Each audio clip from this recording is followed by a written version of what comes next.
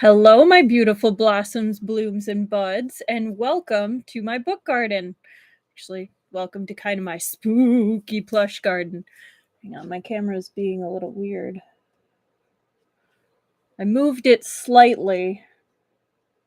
Oh, too slightly. I'll do. Oh, no, it won't. Okay. That's fine. I'm Rosebud Reads. I think I already said that. This is the first stream for book 4 of the Disabled Tyrant's Beloved Pet Fish. Hello, Mars Rover. Hello, Chi Kiki. I am not sponsored by Seven Seas. I do not own the Disabled Tyrant's Beloved Pet Fish or anything associated with it. I don't make any money from this. If Seven Seas wants to sponsor me, like, I wouldn't say no, but I highly doubt that's ever gonna happen. A girl can dream. The only thing I do own is the physical copy of the book in front of me and my time. My week has been really busy, but it's Thursday. I'm excited to be here, and tomorrow's Friday. So I feel like it'll be good. I'll say it's been good. I'm just tired. And hello, Annika. How's everyone else doing tonight? Hopefully good. So we actually ended up getting another subscriber. So we are now up to 97, which is super exciting because it's 3 more. And we will have our in cosplay stream. I will for the title, I'll put like a parentheses in cosplay, or maybe it'll be like the episode after we hit 100, so then people will know and look for it. Oh, your weekend's gonna be packed, Mars Rover?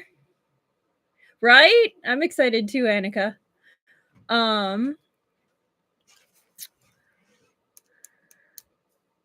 Oh, thank you for the purple heart. Said you went back. But yeah. No, I don't think I have a lot going on this weekend. I think I might go see the Demon Slayer movie. And of course, like the usual cleaning, bathrooms, straighten house, grocery shopping, normal stuff for the week. I think I'm really tilted and it looks weird with the bookcase. That's better.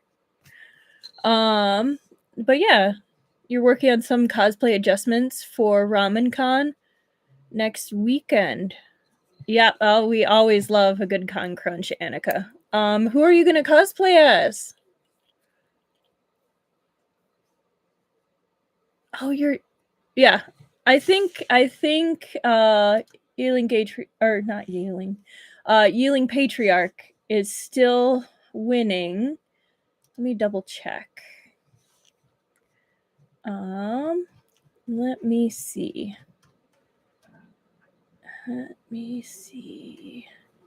Yep, he's still winning. By 1 vote. Okay, on Dazai from Bungo Stray Dogs and maybe Wei Wuxian if I can finish in time. Might bring a Chu Wanning too. Ooh, very nice. That'll be exciting.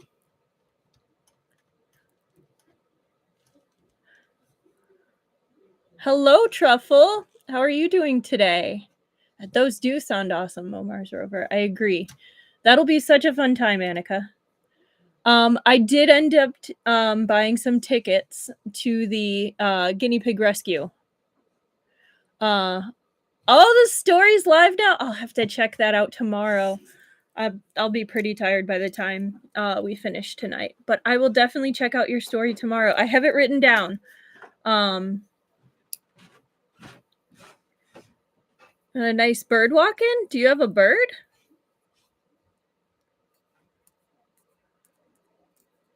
You have 3 Donmei related panels, Annika. Oh, you're so lucky. Oh, I'm sure they will turn out. That's the magic of Con Crunch. They always turn out. how tired you are the next day. Now that's a different story. But I'm certain that it will all go fine. It will all go wonderfully, and you will have a great time. If you want to share any pictures, remember the community page is live, so we could see if you want to share pictures. Only if you want to. No pressure. I will help manifest. Manifest. Ticket sales go through Saturday, and presence is not required, though you do like new people joining Saturday stream. I think you guys are like 2 hours. Oh, you birdwatch. That's so cool. And that would be great to see, Annika. If you do, I don't know how to. I don't know if I can screen share because I don't use Streamlabs, so I don't know if it would even let me screen share. Hang on, let me see.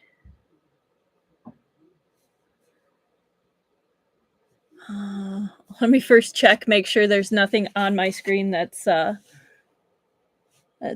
questionable. Not that I have anything on my screen, but nothing with my name.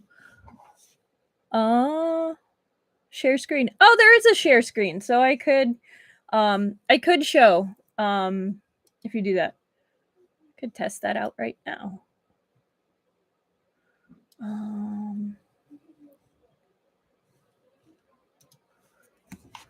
Internet behave. Oh, is it not working, Truffle? I'm not getting any notifications.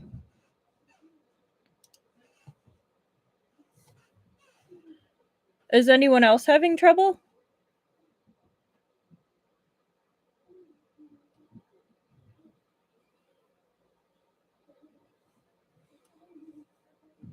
Oh, okay. I think it might be you today, Truffle. But while you're figuring that out, we have two kind of rather lighthearted fic recommendations this week because it doesn't matter if I'm doing the most innocent thing on the planet. The moment someone looks at my screen, I feel shady. Okay, it was buffering for a few seconds. Okay, that might be it. I know my internet always gives me grief when it's even the slightest, well, not the slightest bit windy, but when it starts really picking up. Okay, our fic recommendations this week for Scumvillain and MXTX. So this one, I have a lot of favorites, but this one's one of my, I need something a little silly and kind of lighthearted, and a little thirst trappy. So it's called A Little Off the Top by Demon Cow 97, and it's relatively short, definitely slightly cracky, and complete story that I think will brighten anyone's day, and I highly recommend it. So the summary is, there were so many enjoyable and non-life-threatening things he could be doing. So, why was Shen Qingqiu stuck surrounded by a group of bandits, unarmed and willingly being taken hostage? And in parentheses it says, or Shen Qingqiu gets an impromptu haircut and no one is mentally prepared.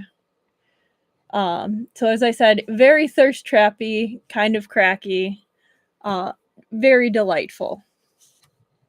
Yeah, no, it is hilarious, Mo Mars Rover. I think you will definitely enjoy it. It's one of those that I do come back to because it's not the longest read. It doesn't have a ton of backstory or substance. It is what it says on the tin, and it's hilarious. For the MDZS fic recommendation, I picked The Lotus Defense Society by Andegel. And this is a rather short, again, another short but sweet one, and it's pretty hilarious. So it's where Lanzan's horny grip and Jin Zixuan's awkward social skills / flirting fails accumulate into, or they mix together to make a friendship formed over their crushes, and their lack of skills wooing them. And this was one of the authors that I really like too. And another funny one that I said that is a good read is the NIASEC discussion conference that no one ever will discuss again.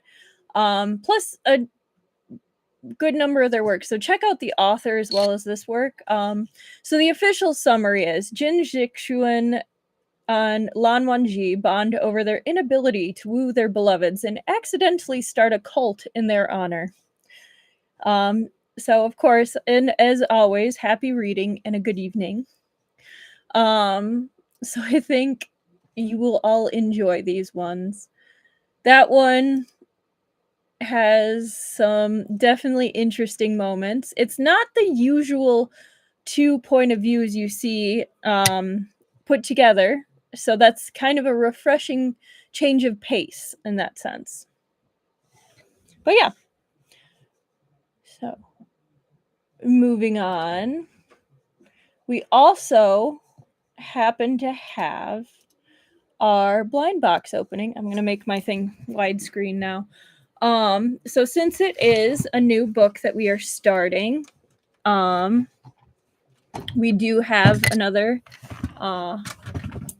sorry, I'm moving my keyboard and it does not want to move very nicely. We do have another blind box to open. So we have the Spring Brings Springtime. So we have that one. We got our first one was the Auspicious, or Auspicious as the series goes, seal. I think we got, it was the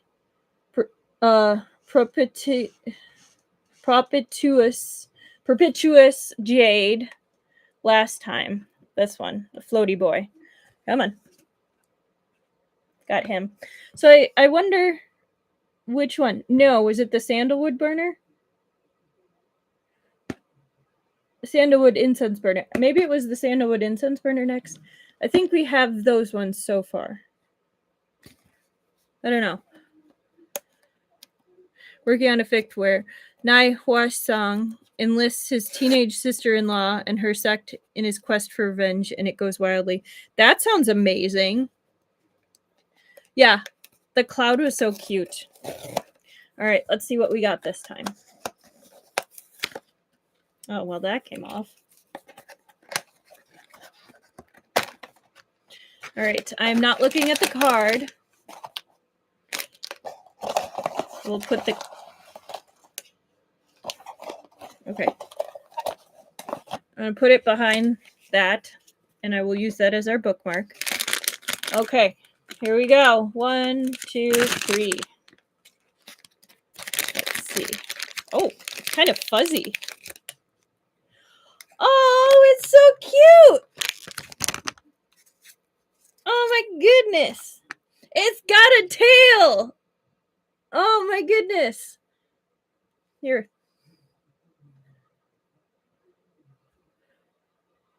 He's so precious. Look at that little face. Focus. Stop focusing on my face.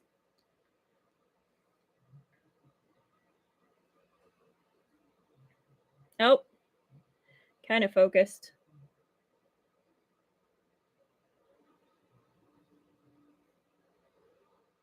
It's focusing on my hand. Come on. I think that's the best we're going to get. Look at it. It's so cute. And it's got little animals on its tail. Like little mice. No, like it's got a cat, a little dragon, and a mouse. Or maybe that's a bunny. It's got a tiny tail. Oh my goodness. This one's so cute.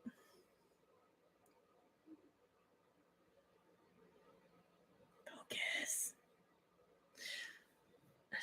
It's very, like, the eyes are pink, but like most of it's there we go.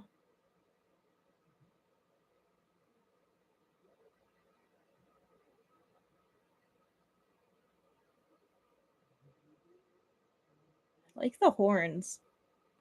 Horns are really cool. I think it is a Chiron. Rooftop guardian creatures. I'd say it's a Chiron, though. It definitely gives Chiron vibes. It doesn't have, well, they're making them person shaped too, so it doesn't have the hooves in the front. But yeah.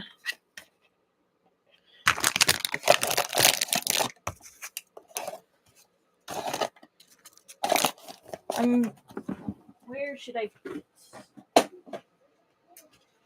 I'll pop him right here. I'll pop him right there. Wait.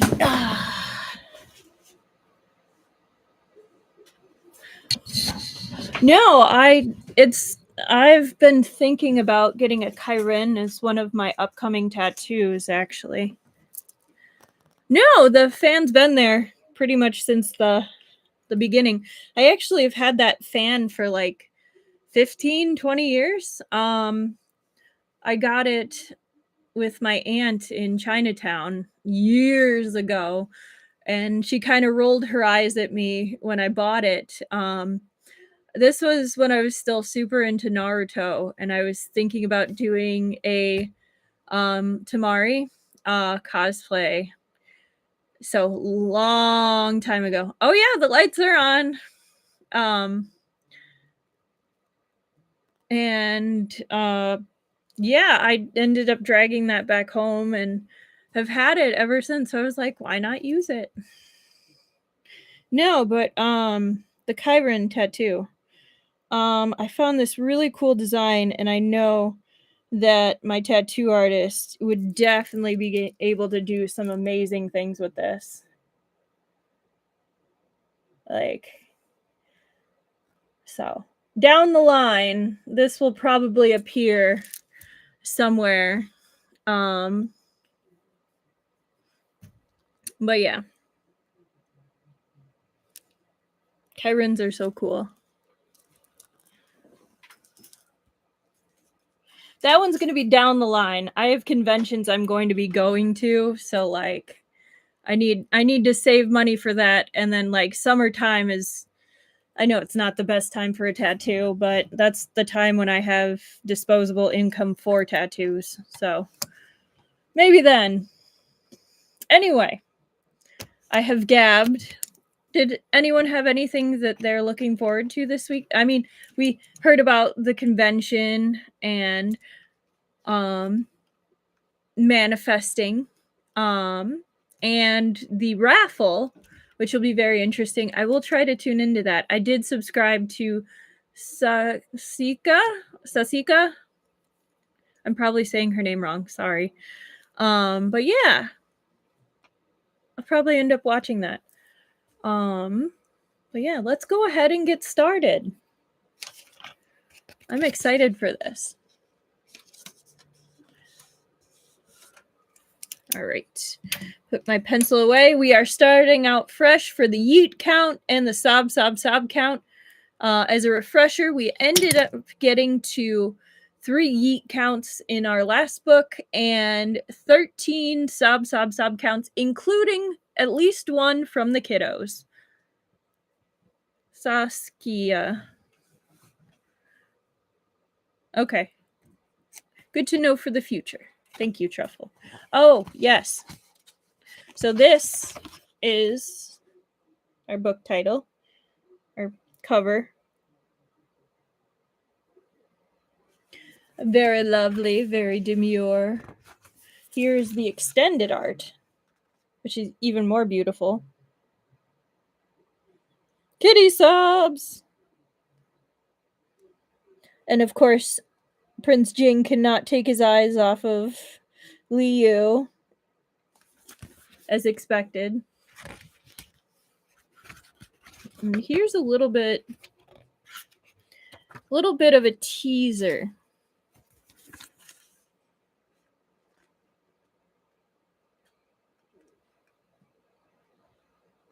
Something to look forward to. All right. The Disabled Tyrant's Beloved Pet Fish, Book 4. Chapter 115, Fish Baby Therapy. Prince Jing. Oh, yes. So in the previous book, all right, we're going to say, we're starting at, I'm going to say 1930. Okay. So in the previous book, we just ended with Prince Jing and Liu inside the tent after the hunting party that the emperor arranged, and that the babies definitely impressed Grandpa Emperor and received a giant stew pot full of meat, which is an honor because the emperor had a tradition where if he was impressed by your hunt, then he would gift you with the same meat from that hunt. And the babies ended up sharing a piece of meat, and Davao shared it with the emperor. And he was so happy and impressed that he gave them their own share of meat and was very happy. But this is now nighttime, and Prince Jing and Liu are in one tent. The babies are in another with like the wet nurse and some guards. And they're laying down, and all of a sudden they hear a cry of "Assassin!" And they jump up, and they're fully dressed because they fully expected some shenanigans. And that's how we ended it. So now we are on chapter 115, Fish Baby Therapy. Prince Jing pulled open the curtain inside the tent. Wang Shi was standing guard outside for the night and hadn't gone to bed yet. "Your Highness, don't worry," he said hurriedly when he saw Prince Jing. "I'll go take a look." Prince Jing nodded and gestured for Wang Shi to be careful, and Wang Shi ducked out of the tent. Prince Jing looked down at the children. They didn't seem affected by being forced to sleep somewhere different from their usual. They were so fast asleep that their cheeks were rosy. Oh, that's a cute image. I love it when babies are just like completely conked out and they're just like you're like, "Oh, you're just a baby dumpling, aren't you? You and your chubby little cheeks." Prince Jing carried the children over to Liu and wrapped all the fish up together in a brocade. Then he unsheathed his sword and stood next to the bed, silent. Liu was a little nervous and kept trying to comfort himself. Even though he wasn't sure what the sixth prince was going to do, he didn't think he'd be able to manage anything too drastic. Together, he and Prince Jing waited for Wang Shi's news. Before too long, Wang Shi rushed back in. He took a deep breath. "Your Highness, it's a mess out there," he whispered. "The guards on patrol discovered that a man had snuck into Concubine Liu's tent. They presumed it was an assassin, but it turned out it was an old acquaintance of Concubine Liu's." Liu was taken aback. Upon consideration, Wang Shi's words held deep implications. Concubine Liu was the mother of the 8th and youngest prince, and she also attended the hunting festival. Why would an old acquaintance of a concubine with a promising future suddenly appear right under the emperor's watchful eyes? What's more, the concubines who came with the emperor to the hunting grounds had their own tents at night, but they were still all concentrated in one area. Concubine Liu's was in the innermost part. It was guarded by servants and palace attendants in shifts, and several troops of guards stood on the outside. A skilled master would struggle to sneak in, much less a random acquaintance, and they had done it unnoticed. That was quite suspicious. What kind of old acquaintance had to come to the hunting grounds during the festival and sneak into someone's tent in the middle of the night? Liu thought of a melodramatic possibility. No way! Was the so-called acquaintance actually Concubine Liu's lover, and they were having a secret date? Was he able to sneak in so smoothly because Concubine Liu was acting from the inside? How else could you explain how long it took the guards to notice? In ancient times, it was taboo for a woman and a man to be alone together. If the emperor's consort was found with an unfamiliar man, she would either be sentenced to death or cast to the cold palace. Concubine Lu and the man were old acquaintances. Wasn't that basically proof she was cheating on the emperor? When Liu heard the shouts of "Assassin!" outside, he really thought it must be an assassin sent by the sixth prince, or that the assassin must at least be related to him in some way. But instead, it was just Concubine Liu cheating on the emperor? I sense a plot afoot.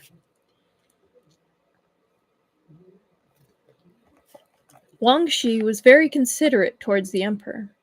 He called the man the concubine's acquaintance and didn't mention anything about cheating or the circumstances under which the man was discovered. It took Liu a moment to realize what he meant, almost like Sibao. Like father, like son. They hadn't caught any assassins. They had caught two lovers in the act. This didn't happen in the novel. This was a common plot in palace novels, though, so Liu wasn't sure if Concubine Liu's affair was real or if she had just been framed by someone else.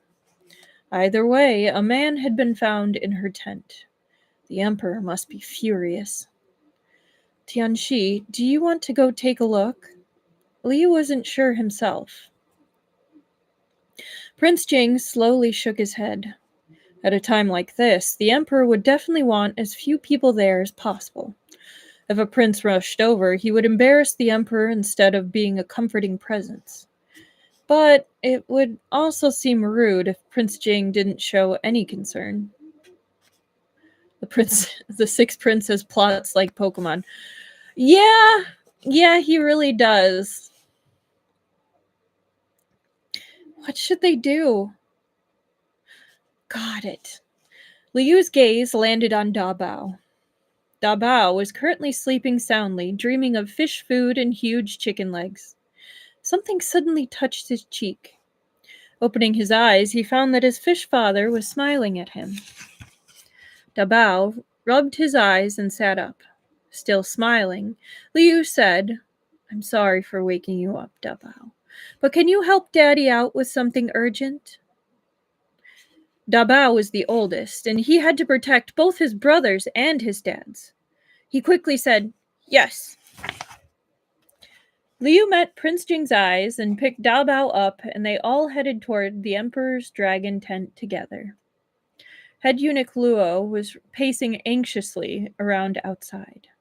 The Emperor was so enraged with Concubine Liu that he refused to drink a sip of water and wouldn't see the imperial physician. When head eunuch Luo saw Prince Jing and his consort come with their little heir, his eyes lit up and he ran in to report it. Li Yu and Prince Jing waited outside. Not long after, the sixth prince arrived as well. Soon, head eunuch Luo let Prince Jing's family go in, but he didn't so much as mention the sixth prince. The plot thickens. Liu and Prince Jing entered the dragon tent. It had been so bustling and lively earlier during the day, but now the tent was empty. The ground was an absolute mess, with fragments of cups and bowls scattered around. The Emperor sat on the dragon throne alone with a dejected air about him. It looked like he'd aged several years since they had last seen him. The Emperor had already interrogated Concubine Liu, and she was now confined somewhere alone. The appearance of a strange man in his young consort's tent had dealt the Emperor a heavy blow. He was in a terrible mood. What are you doing here? He demanded rudely. He'd had to send away a bunch of concubines earlier. Was Prince Jing here to hassle him now as well? Liu spoke on Prince Jing's behalf. Royal father, Da Bao started to miss you in the middle of the night and wouldn't stop crying for you. In the end, we had to bring him to see you. Fish Father had already told Da Bao that his grandpa was in a bad mood, so he hurriedly reached out with his chubby little arms. The Emperor's emotions were complicated right now, but he loved this child. He had Luo Rusheng bring Da Bao over. Da Bao kept his arms out the entire time, and when he arrived at the emperor's lap, he wrapped the emperor up in a hug and patted him gently with one hand. "Grandpa, hug," Da Bao said in his soft voice. The emperor suddenly had the urge to cry. Liu and Prince Jing watched the emperor nervously, worried that Da Bao might make the angry emperor even more unhappy. But this was also the only way to get the emperor to take care of himself at a time like this. "You can all go. Da Bao can stay." The emperor waved his hand, not wanting his son to see him so dispirited. Prince Jing and Liu looked at each other, then exited the tent with head eunuch Luo. Soon, snacks and tea were brought into the tent, and Da Bao's giggling could be heard from inside. Prince Jing, Liu, and head eunuch Luo all felt relieved. The next day, the emperor was in high spirits. Though what had happened was unpleasant, it was a private matter, so the emperor had sent concubine Liu back to the palace during the night. He didn't plan on revealing too much in front of the princes and the ministers, so the hunting festival continued. But before the second hunt started, Prince Li of the imperial clan court arrived in a rush on his horse and asked to see the emperor, stating that there was something to discuss. So the imperial clan court was in charge of all things having to do with the imperial family during the Ming and Qing dynasties. The emperor glanced at all the flags fluttering on the hunting grounds and knew that the hunt very well might be over. Prince Li had heard about concubine Liu's incident and had come to see what the emperor had to say about it. Concubine Liu was the 8th prince's mother. After all this, what was the 8th prince supposed to do? Not to mention that if this man was an old acquaintance of concubine Liu, she must have known him before she entered the palace. As for whether or not they kept in contact after they entered the palace, well, the two of them had been in the same tent. This cast some doubts on the 8th prince's parentage. Prince Li tried his best to persuade the emperor. "Your Majesty, the imperial bloodline cannot be tainted. Please make a decision." He had brought 2 elderly imperial physicians along with him. As the emperor's younger brother and the head of the imperial clan court, Prince Li was in charge of royal family affairs. It was obvious that he'd come here to ask the emperor for permission to test the 8th prince's true heritage. Although the royal family had a method for testing this, it was secret. It could only be used when the legitimacy of a member of the royal family came under doubt, and with the emperor's permission. This caution was to keep the method confidential, so that it couldn't be exploited by others. The emperor hesitated for a moment, but concubine Liu's actions did make him suspicious. If Prince Li hadn't come now, he would have sought him out once he had returned to the palace anyway. Since they were already at this point, they might as well test it. If he dragged it on for too long, perhaps the 8th prince himself would start having doubts too. The emperor was about to agree when Prince Li knelt and took out a document from his sleeves. "Your Majesty, to be honest, there's another important matter. The night before I came, this somehow appeared on my desk in my study. I didn't believe it at first, but when I heard that something had happened at the hunting festival, I felt it was suspicious." Prince Li presented the document. The emperor took it and glanced over it. It was a letter to Prince Li revealing 2 secrets. One was that concubine Liu was having an affair, and the other was that Prince Jing's sons were his biological children. And now we know what the 6th prince was scheming. Taking out 2 brothers at once. Or attempting to.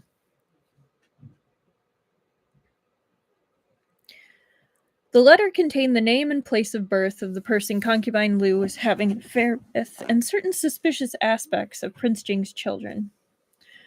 As head of the imperial clan court, Prince Li received at least 800 requests a day. There was no shortage of baseless rumors. If he believed everything he received, he wouldn't have time to do anything else. He intended to dismiss it at first, but when he heard about Concubine Lu's affair at the hunting grounds and started looking into the man's identity, Prince Li's heart sank. Most of the information about Concubine Lu in the letter was true. What about Prince Jing, then? Prince Li thought about how much the Emperor had come to care for Prince Jing's son, as well as his expectations for Prince Jing himself. If the letter was true, how could he sit still? He hurried over, not only for the sake of the 8th prince, but for the Emperor as well. What should we do, Your Majesty? Prince Li thought it was better to kill an innocent than to accidentally let the guilty go.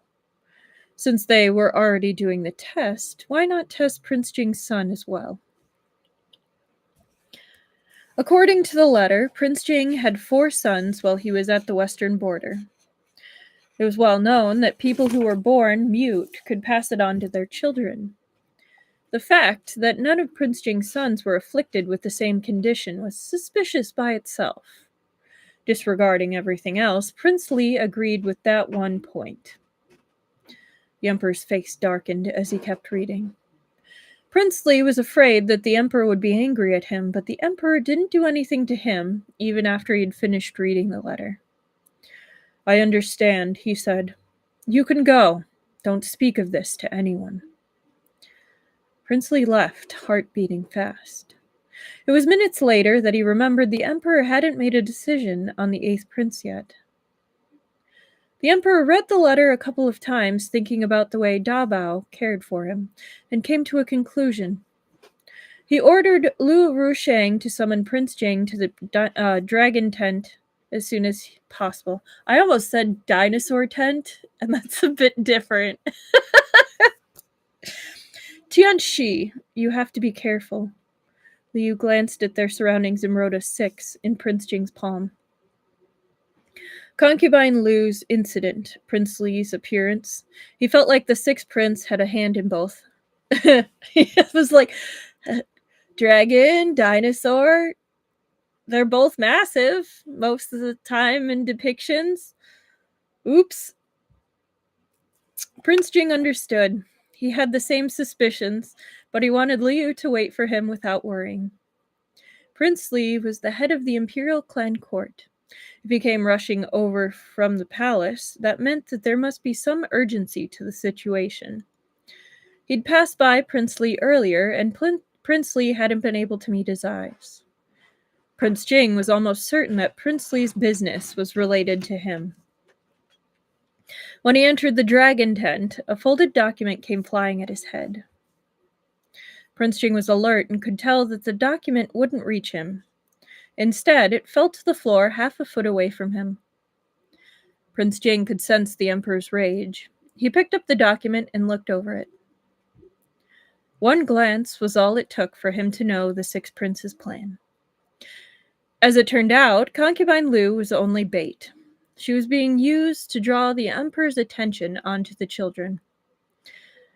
Since there weren't many confidants around the 6th prince, it was difficult for Prince Jing to send someone to keep an eye on him.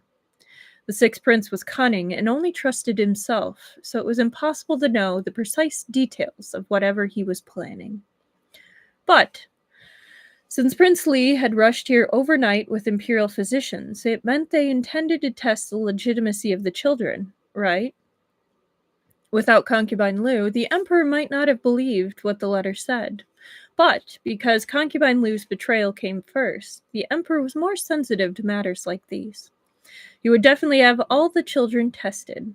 That was the purpose of the document. Prince Jing was waiting for the Emperor's announcement.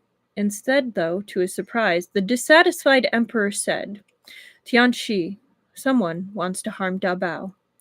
Do you know who it is? The Emperor hadn't been tricked by the letter at all. Instead, he wanted to protect Da Bao. I love that his love for Da Bao overcame any of his, questioning.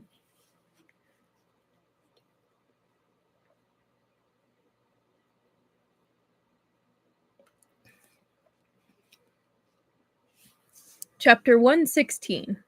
Fish hide and seek. Yes, he will not stand for this Dabao lander. No, he will not, Annika. No, he will not. If it had been any of his other grandchildren, the Emperor might not have been so concerned. He would have most likely taken the opportunity to have them tested. People were always suspicious of people or things they weren't familiar with. But the Emperor remembered that 3 of Prince Jing's children looked a great deal like Prince Jing when he was younger, and the last one looked like the consort. He wasn't blind. How could he doubt something so obvious? What made him the most concerned was the identity of the person who had given Prince Li the information. Concubine Lu's affair was a scandal, and the Emperor had ordered Lu Rushang to suppress any news of it. How, then, had Prince Li found out? The trust the Emperor had in Prince Li didn't develop overnight. It had accumulated slowly since they were children. Otherwise, he would never have let this younger brother of his take over the imperial clan court and handle the royal family affairs. He was sure that this wasn't some plot of Prince Li's, so someone must have leaked the news to him instead. First, there was an incriminating letter. Then, Prince Li learned of Concubine Lu's affair. He would naturally take the letter seriously and even come to the hunting grounds to talk to the Emperor. Under most circumstances, the Emperor would listen to Prince Li. If the Emperor hadn't been very familiar with Prince Jing's children, it was likely that Prince Jing's children and the 8th prince would be tested. And then what would happen? The informant already wrote it clearly in the letter. They wanted to prove that the children weren't Prince Jing's and thus not a part of the royal bloodline.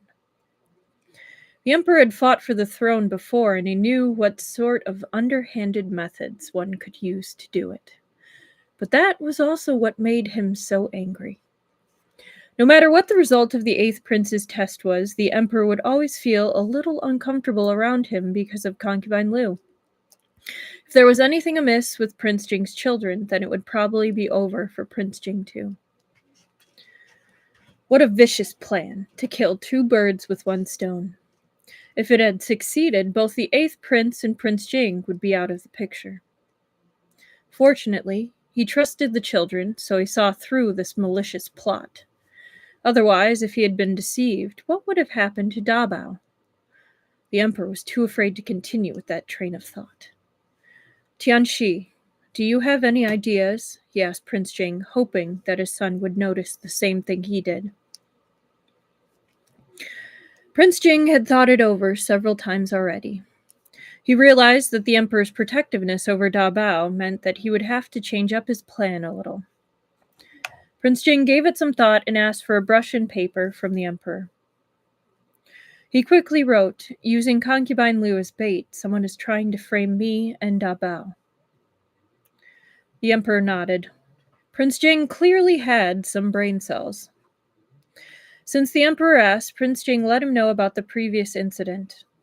A couple of days ago, a thief had snuck into his manor, wanting to take Dabao's blood, but had taken someone else's by mistake instead.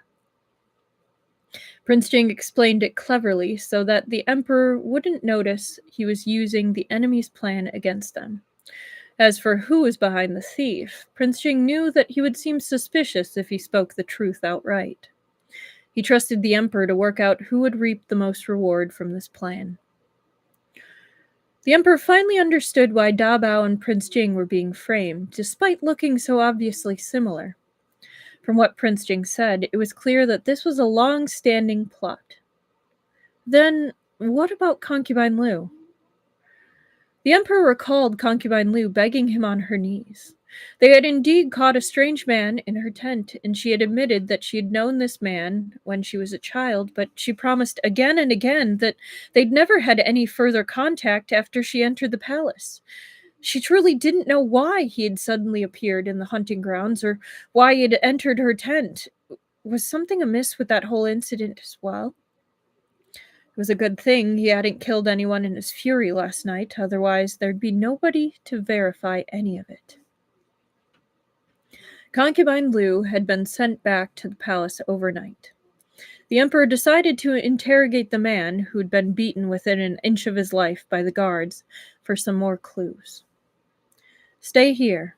There's no need to go back," he told Prince Jing. "I'll find out the truth." It wasn't because the emperor didn't trust Prince Jing, but because he wanted to mislead those behind the scenes into a false sense of security. If they thought Prince Jing had been locked up, they could continue with their plan. We're scheming against the schemers. I like it.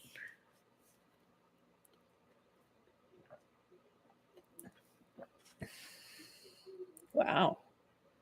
I'm sorry, I got distracted. When my shadow crosses over this, it makes it look orange under this light.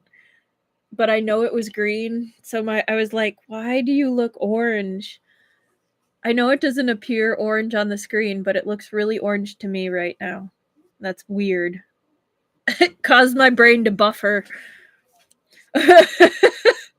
ADHD at its finest. Okay. Prince Jing understood that the emperor had his own plans. He quickly knelt down. Right?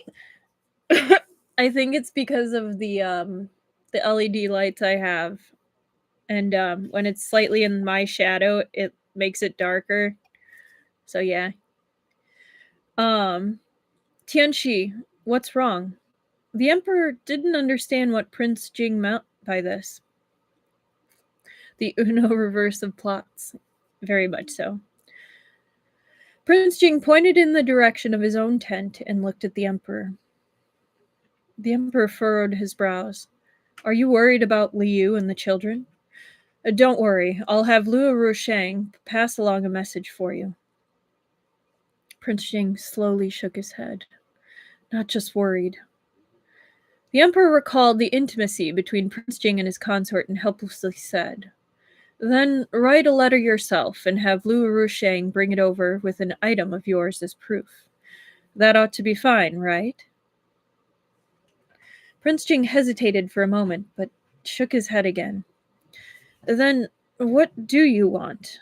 The emperor was a little annoyed that he couldn't get it right, and he raised his voice without noticing. Should I bring them over and reunite you all? Is that enough for you? The emperor wasn't serious, but Prince Jing clasped his hands together and thanked him. So, yes! The emperor almost exploded from anger, but he waved his hand and said, Fine! I'll have Luo Rusheng personally make the trip. Head eunuch Luo agreed immediately and asked Prince Jing if there was anything he wanted him to take with him. Prince Jing lowered his head and pulled out a silver bead on a red string from his collar. Though the emperor was annoyed and didn't want to show that he cared, he caught a glimpse of more than one object hanging around Prince Jing's neck. In addition to the silver bead, there was also something that looked like a round rock. What the hell is that? Prince Jing was about to hand over the silver bead, but after a moment he took it back and kept kneeling. Can you make up your mind? The emperor asked impatiently. Prince Jing's eyes flashed, asking the emperor for his forgiveness, and made the request he actually wanted. While Prince Jing went to see the emperor, Liu stayed in the tent with the children. He wasn't used to not having anyone he could discuss matters with. Even though they didn't really know how to walk, a small tent wasn't enough to contain their childlike playfulness. Liu had no choice but to play with them to distract them, as well as to distract himself. Prince Jing didn't return for a long time, and Liu felt the worry and panic from when he was left alone in the other residence start to bubble again. Stay steady. You have to trust him. You can't do anything impulsive. Liu had to take a deep breath to calm himself down. Daddy! Xibao's little voice piped up. Coming back to his senses, Liu found that the children were holding tightly onto the edge of his clothes. You still have the kids. Don't panic. Liu smiled and picked up each one, kissing them. Do you want to play hide-and-seek or tug-of-war? The children looked at each other. Tug-of-war wasn't very interesting because whatever side Fish Daddy was on would win. They unanimously decided on hide-and-seek. Liu had one child cover his eyes with a handkerchief while he and the others went to hide. Since they couldn't quite walk, Liu didn't make it hard for them. He barely hid before they found him. Soon, it was his turn to seek. Liu was blindfolded by Erbao and Sanbao. The children didn't know how to tie a knot, but Dabao had an idea. He pulled Wang Shi over to help. Wang Gonggong covered his mouth and laughed, then helped them tie the blindfold. Dabao, Erbao, Sanbao, and Sibao split up. If they couldn't walk fast, they'd crawl. If they couldn't crawl fast, they'd roll. I think I know which one rolled. Dabao headed straight for the curtain, lifted it up, and hid behind it. Erbao and Sanbao found a bamboo basket and got into it at the same time, but their heads collided, and they realized this wasn't a good spot. Then they found a table and both got under it, but when they bonked their heads together again, they decided it still wasn't quite right. The two children rubbed their foreheads and looked at each other before coming to a sudden realization. One hid under the table, while the other hid in the bamboo basket. Sibao looked around, lifted the brocade quilt, and lay under it. I love Sibao so much. Oh, he's so funny to me. He's such a mood. Li Yu counted from 1 to 10 and started his search. He'd barely pulled the handkerchief down when he saw that the curtain had a bulge for some reason. The bamboo basket that had been standing before was knocked over, revealing half a butt, and someone was hiding just his head under the table. Liu laughed and coughed lightly. To make it more exciting, he put the handkerchief back on his face before trying to capture the children. "Daddy can find you, even if he's blindfolded," he declared mightily. He pulled the children out from under the bamboo basket and table, and then pushed the curtain aside suddenly. The children's shrieks and laughter rose and fell. This is a really cute picture.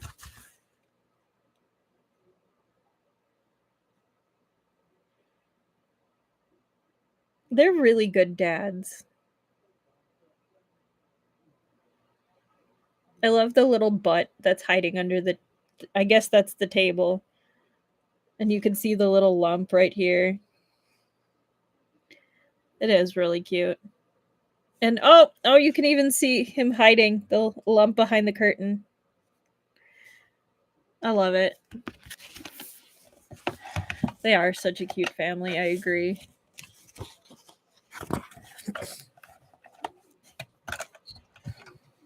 Liu had already found 3 of them and was on his way to finding the 4th. It wasn't a big tent. The only place left was the bed. Confident, Liu started feeling his way towards the bed. Suddenly, he felt something tall, large, and firm. What was something like that doing in the tent? The children's voices became louder, and they all called happily, "Daddy!" The little butt is adorable. Yes. Liu felt an arm and a leg. He hurriedly took off the handkerchief that was covering his eyes, but before he could get a clear look, he was wrapped up in a heated kiss. He was startled, but when he recognized Prince Jing's breathing, he immediately surrendered, almost drowning in the sudden warmth. The children watched as their fish father turned into a steamed fish. It was fine, they were all family anyway. Kissing wasn't a big deal, Liu tried to tell himself. He and Prince Jing had only been separated for a little while, so why were they clinging to each other like they'd been apart for ages? 'Cause you just got married and are in love. That's why. Of course, Liu had no idea that earlier, when the Emperor asked Prince Jing if he knew anything about the situation, it had felt to Prince Jing like he was standing on the edge of a cliff. All it would take was one wrong step to be shattered to pieces. Despite all that, Prince Jing had survived. He'd even gained the Emperor's trust. Of course, he was relieved when he saw Liu again. But he wouldn't tell Liu this. "Why are you dressed like that?" Liu hugged Prince Jing's arm. Prince Jing had changed into a guard's outfit, which was completely different from what he was wearing when he left. That was why Liu hadn't been able to tell. That was why Liu hadn't been able to tell who he was just by touch. Prince Jing's lips quirked into a smile, and he succinctly wrote down what happened for Liu. So, Royal Father wants us to go to him? Liu asked, surprised. Prince Jing nodded. It was best to get moving as soon as possible so the news wouldn't get out. Liu was confused. Since they were going to meet in the Emperor's tent anyway, why did Prince Jing come back? He could have just sent someone over to fetch them. And why was he wearing the clothes of a guard? Liu didn't ask, but the question showed on his face.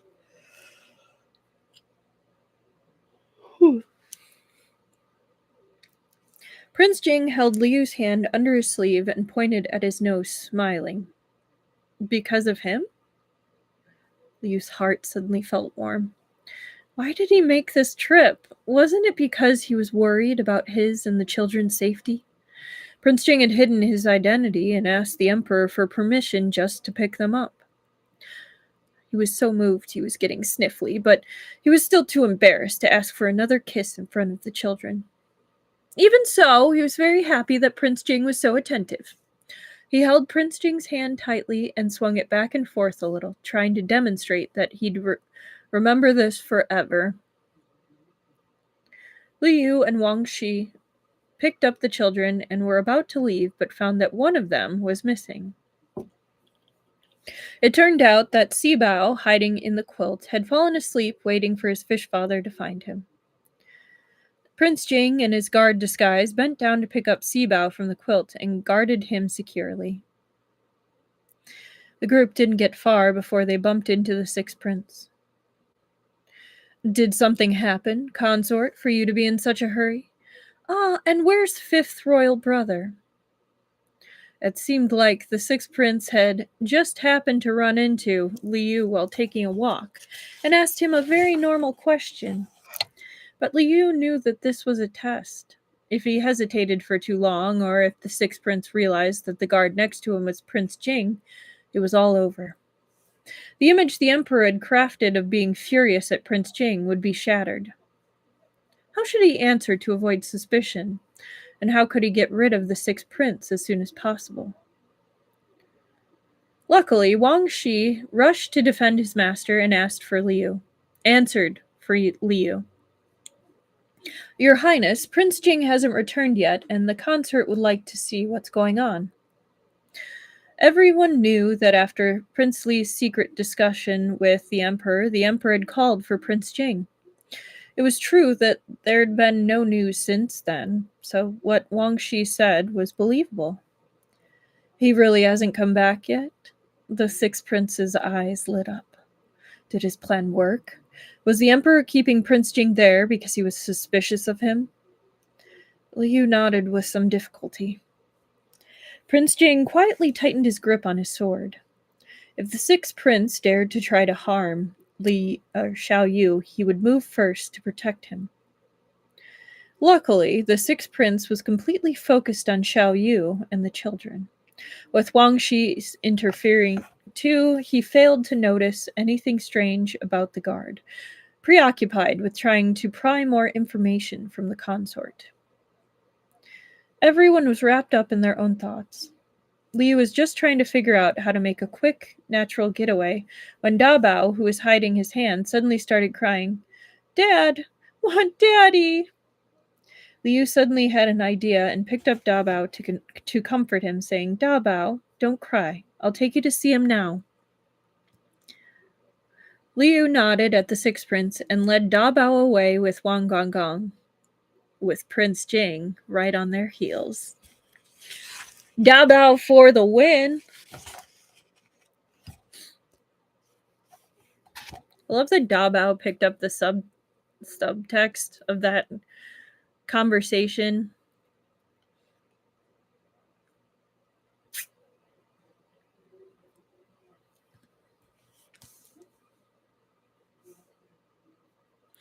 Yeah, I agree, Truffle. I like that Wang Shi stepped in for Liu. He really seems to have adopted Liu. Yeah. He's like, this is my master now, too. / My other grandson's son, love of my son's life. Yes. Chapter 117, Brave Fish Babies. Though the sixth prince found it strange that Prince Jing's consort had run off so quickly and disappeared in the blink of an eye, he wasn't particularly close to the new male consort. He was too thrilled over the fact that Prince Jing still hadn't returned, and he quickly forgot any confusion. He didn't try contacting his people again. It would be best to let everything progress as planned. Sending a letter now would be unwise. At most, it would take 2 days for a conclusion to be reached. That's generous. Actually, no. 2 days is pretty speedy for things to be concluded. The sixth prince walked towards his tent, happy with himself. Yeah, choke on it. When he entered, he saw his consort looking anxious. He felt like this was an unlucky sign. In the past, he'd needed to spend a lot of time pandering to her to earn the support of the Marquise of Dingbei and her family, and for the sake of his unborn child. She was sensitive during her pregnancy, and he'd long since lost his patience with her. But since he was in a good mood, he showed her a rare, comforting smile. Get some rest. Don't tire yourself out too much, he told her gently. His consort, Lady Liang, was unused to this kind of affection. The sixth prince had treated her coldly for a few months now, but Lady Liang had nowhere to vent her suffering. She knew this child was incredibly important to the sixth prince. The entire family, including herself, had hoped for a son, but the imperial physician said it would be a daughter. Several physicians all said the same. When the sixth prince found out, he didn't blame her, but he did immediately acquire a couple of beautiful concubines, telling her bluntly that in this current situation he needed a son as soon as possible to prepare for the future. What an asshole. I don't blame you. I just need to get these concubines because all I see you for is a son. That's all you're good for. That and your political influence. Like, I could care less about you as a person. Literally. That is literally what he is putting out there. She couldn't blame anyone else for what was going on in her own womb, and her own family supported the sixth prince's decision. Assholes. Asking her to be patient and tolerant. I know it was the time period, but God, that sucks for her. Like, I feel really bad for her. Each day, Lady Liang's mood plummeted further and further, and she had no one to confide in. Before she was married, she'd been a lively girl. Now her mental state was quite delicate, and she would shed tears at the drop of a hat. The sixth prince often visited his other concubines and only came to see her occasionally to keep up the appearance of a loving couple.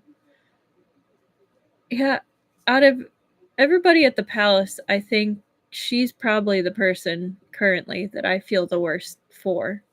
I mean, like, Lady Li, or Consort Li, like, she's getting framed, so I mean, I feel really bad for her, but, like, this is the consistent neglect that this pregnant woman is going through, and there's literally nothing she can do about it because it's societally accepted. Her family's accepting it. She doesn't have a support system, and like, she has no power in this situation, and that's awful.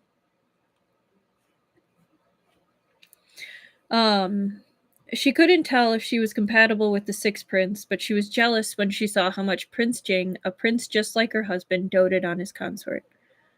Yeah, she really is in a tough situation. Yeah, she really is, Annika. The sixth prince seldom laughed and talked with her like he was now, and she was wholeheartedly hoping that such days could continue just a little longer. That's really hard. Liu, Prince Jing, and Wang Shi continued walking for a while to confirm that the sixth prince wasn't following them before they finally breathed a sigh of relief. Thank goodness for Da Bao. Liu smiled and picked him up.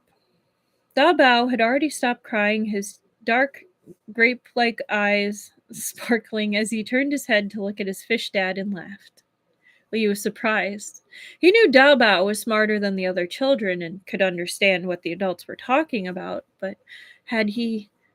Dao Bao, did you do that on purpose? Liu asked quietly, smiling as he pressed Dao Bao's cheek against his own.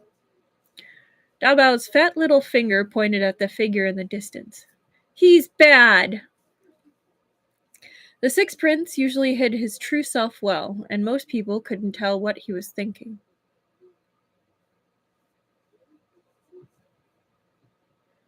It really shows it shows a real contrast between the Sixth Prince and Yi Qing Huan and Prince Jing.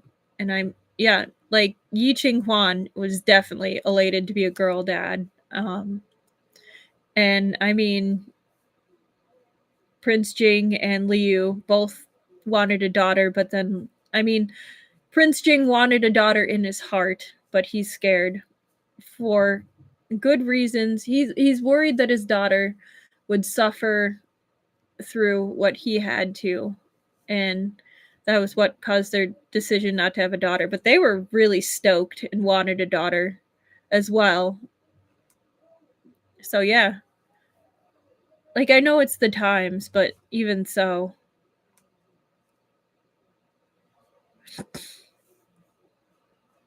The Sixth Prince usually hid his true self well, and most people couldn't tell what he was thinking.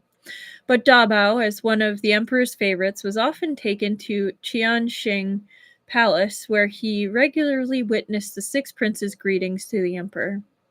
Of course, the Sixth Prince wouldn't do anything untoward in front of the emperor, but when the emperor wasn't paying attention, the Sixth Prince's gaze on Da Bao always turned poisonous.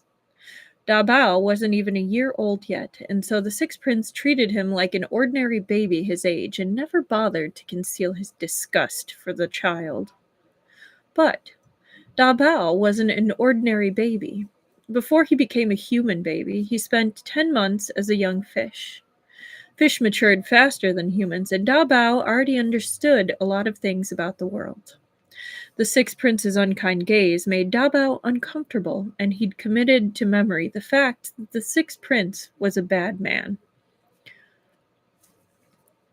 Of course, Da Bao was still just a child. In the face of a bad guy who made him uncomfortable, his instinct was to get away. The reason he'd cried so hard earlier was to get his fish dad to stay farther away from the bad guy. Though it was an accident, Da Bao was happy that he could finally protect his fish dad for once. Prince Jing reached over and rubbed his head. Da Bao's face turned red with elation. Daddy, Prince Jing rubbed his head! Liu rewarded Da Bao with kisses, determined to cover half of Da Bao's face with saliva. Liu was in the middle of planting kisses when his vision blurred and he suddenly saw Air Bao, San Bao, and Si Bao coming over, their chubby little faces wobbling in front of him. When it came to kisses, one should worry less about a lack of them and more about evenly distributing them. Which I guess is a paraphrase quote from chapter 16 of Analects of Confucius. That's hilarious. Worry less about a lack of them and more about evenly distributing them. I'm kind of curious what the real quote is now. Give me a second. Because that's a hilarious... So, Analects of Confucius.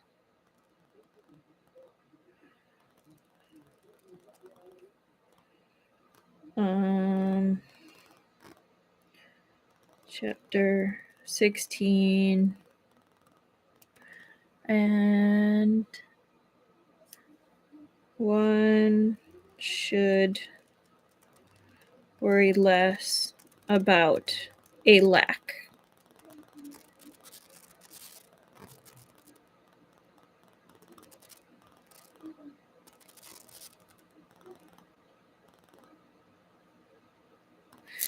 Confucius states that a ruler of nobles or nobles should not be concerned that his people are few, but rather that he should ensure they are properly settled and governed. Okay. Very cool.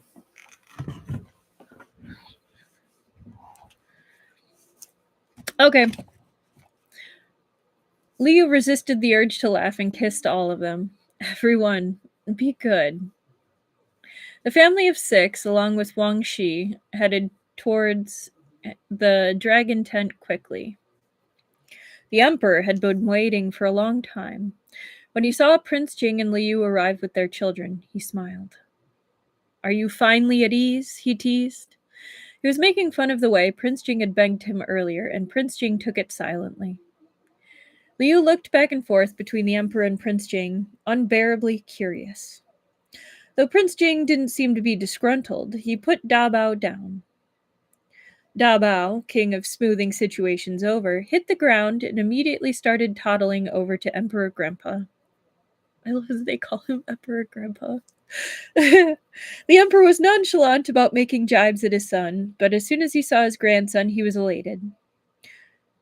He changed the topic immediately.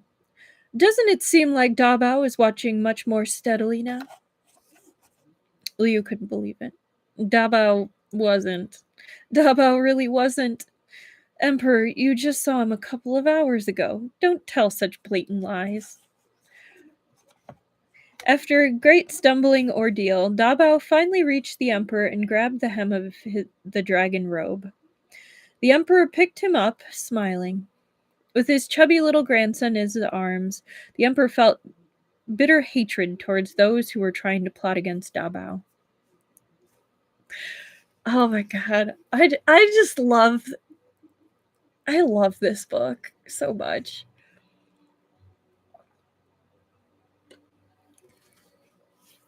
If Prince Jing fell out of favor and the 8th prince was spurned, who would benefit? The emperor already knew the answer, but that person had never revealed such ambitions before. Didn't that prove that he knew how to hide and had been putting on an act in front of him all these years? He'd have to force him to make a move and catch him in the act, so there'd be no space for him to argue. The emperor had thought of a thorough plan already, but it required the cooperation of Prince Jing's family. Da Bao, can you help Grandpa with something? The emperor asked, smiling. He could have just ordered an edict, but he wanted to explain it to Da Bao personally. Da Bao blinked. He realized that adults liked it when he helped. Fish Dad said it a lot, and Grandpa said it too. Da Bao loved Fish Dad and Grandpa, so of course he was willing. Da Bao patted his small chest. Okay. The emperor's eyes filled with a smile, and he continued to tease. Is it okay, even if it hurts? Da Bao scrunched up his chubby little face. Fish Dad had taught him before that he had to keep his word. Da Bao was afraid of pain, but he couldn't take it back now. Da Bao bravely nodded. Okay. Liu had some idea of what the plan was, but he and Prince Jing couldn't really do anything about it, since this was the emperor's will. The children had been born at the western border, so the gossip surrounding them was inevitable. The emperor was doing all this to silence those with harmful intentions. He also knew that the pain the emperor was talking about wasn't really that painful, but as a father, it was extremely difficult for Liu.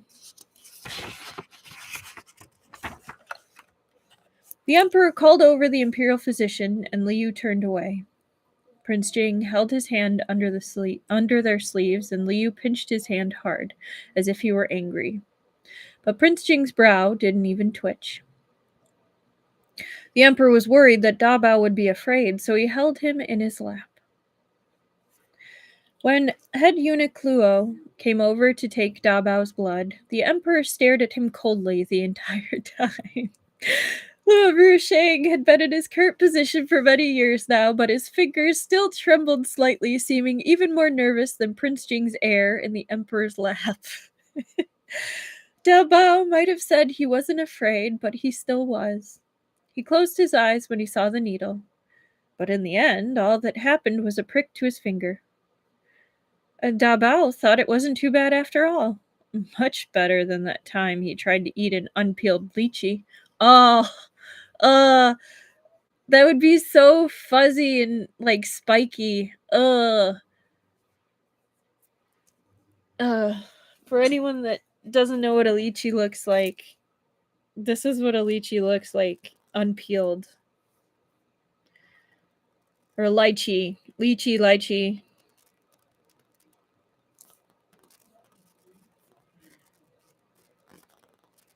The cute aggression in this family is hilarious and ouch. Like, here they are. This is what they look like. This is an unpeeled lychee.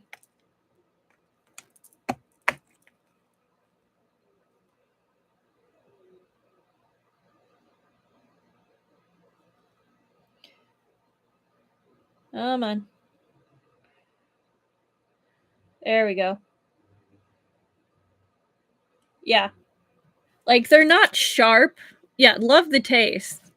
But, like, they have almost a less smooth, kind of like orangey shell outside of them.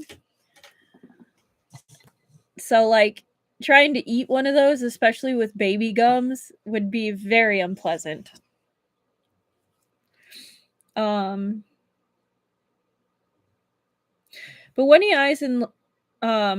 But when he opened his eyes and looked around, he saw that Fish Dad's eyes were reddened, while Grandpa and Daddy Prince Jing looked like they wanted to hit someone. Weird. Your Majesty, Head Eunuch Luos asked bravely, what about the other Gonzis? Liu knew that he was just doing his job, but he personally wanted to strangle him. Watching their older brother get poked with a needle had made the other babies frightened. They didn't dare to even breathe. The Emperor was just about to shake his head when Da Bao hurriedly spoke up.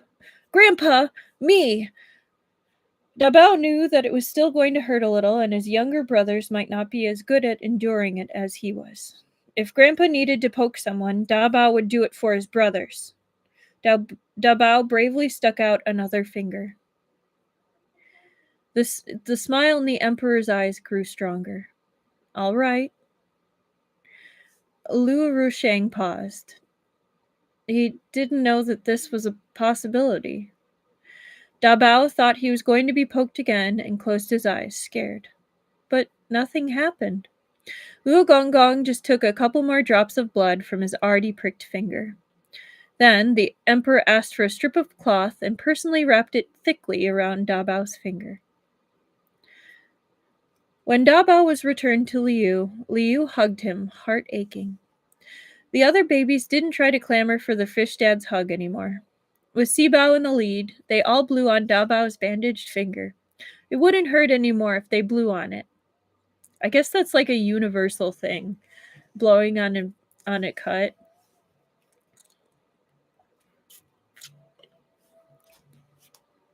The Emperor's heart softened as he watched the children. Then he ordered Luo Rusheng to go fetch the 8th prince. On the day of Concubine Lu's incident, the 8th prince and the 7th prince had been staying in the same tent. There was a lot of yelling that night, and the 8th prince thought it was too noisy, but nobody would tell him what was going on. Ever since then, he hadn't been able to see his mother, and even the 7th prince, who he was normally quite close with, had been avoiding him. The only person kind enough to tell him anything was the 6th prince. He informed him that his mother had been caught with a strange man at night, which left the 8th prince stunned. He was only 7 years old, but he understood what kind of crime this was. His mother had been urgently sent back to the palace, and the servants were all whispering behind his back. When the Emperor asked him to be tested, the 8th prince gritted his teeth and agreed. This was the only way to find out who he really was. The Emperor got everything ready and had Luo Rusheng summon the princes. Prince Li, a couple of important ministers, and elders of the royal family all were summoned to the dragon tent. Prince Li has received a secret report that casts doubts on the royal bloodline, the emperor announced. I have decided to use the secret method to verify the truth of this accusation. He didn't mention the secret letter or who was to be tested, only that the blood had already been collected. He ordered the imperial physician who knew the secret method to test the blood immediately. The elders and ministers were shocked. For one thing, the emperor didn't explain whose bloodline was under suspicion, and for another, the jade bottles that held the blood the imperial physician was to test had nothing on them but some strange marks, so nobody could tell who they belonged to. Those marks were Liu's loving contribution. After he learned about the emperor's plan, Liu suggested replacing names with marks so only the emperor knew which one was which. The sixth prince was keenly anticipating the emperor's furious reaction after the results were revealed, but he hadn't been expecting the emperor to use this method. Normally, the imperial physician would personally extract the blood to test it, which meant that he would know whose it was. But with the emperor's method, the imperial physician couldn't tell who the blood belonged to. It was clear that the emperor was wary of the imperial physician as well. The safest way to fake the test results would be to bribe the imperial physician. There weren't many imperial physicians who knew the secret method, but because consort Zhang, the sixth prince's mother, had saved the life of a certain imperial physician Pan in the past, they were able to convince him to test the little heir's blood they had retrieved from Prince Jing's manor. The sixth prince was only able to smoothly launch this battle after Imperial Physician Pan admittedly promised him that the young Shizi was definitely not part of the royal bloodline. The Imperial Physician, not knowing whose blood was in there and in what bottle, wasn't really a problem for the sixth prince, since he had already confirmed that Prince Jing's Shizi wasn't really his. But the sixth prince was slightly suspicious as to why the emperor had decided to arrange things this way. Wang Shi, what should we do? The sixth prince caught sight of Prince Jing's consort holding the hurt little Shizi, anxiously discussing plans with Wang Shi. The emperor had summoned all the princes except the second and third, but there was no sign of Prince Jing either. It seemed the emperor was still holding on to Prince Jing, leaving his consort panicked. The sixth prince ordered his servant to go over and eavesdrop. The consort was quite vigilant, so the servant couldn't get too close, but he heard that the consort say the phrases, "can't find him," and "no way to switch them." The sixth prince mulled this over. It seemed the consort was distraught. The consort definitely knew where the little Shizi came from. In light of the emperor's arrangements, the sixth prince wasn't panicked. The ones who should be panicking were Prince Jing's family. So, these measures the emperor had taken were most likely to guard against Prince Jing and to prevent him from meddling.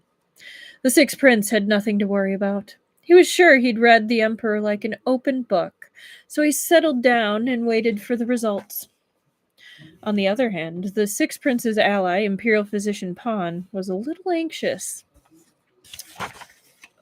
He had to be extremely cautious when the royal bloodline was involved. Several imperial physicians had separately tested the blood, and when they compared their results, Imperial Physician Pan came to the sudden realization that all blood samples were of the royal bloodline. Why was it different from the result the sixth prince wanted? Imperial Physician Pan was dumbfounded. This concerned the sixth prince's career and future. No matter what, Imperial Physician Pan had to let the sixth prince know. Claiming he felt unwell and needed to wash his hands, he slipped out in a panic before the test was completed.